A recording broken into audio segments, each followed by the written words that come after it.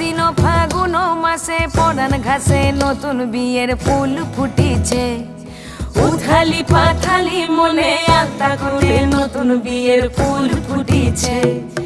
এই হো পিয়ালি রে, এই হো দুলালি রে, এই হো পিয়ালি রে, এই হো দুলালি রে। আশ্বিন ফাগুন মাসে পরান ঘাসে নতুন বিয়ের ফুল ফুটিছে। উথালি পাথালি মনে আলতা করে নতুন বিয়ের ফুল ফুটিছে। ইনি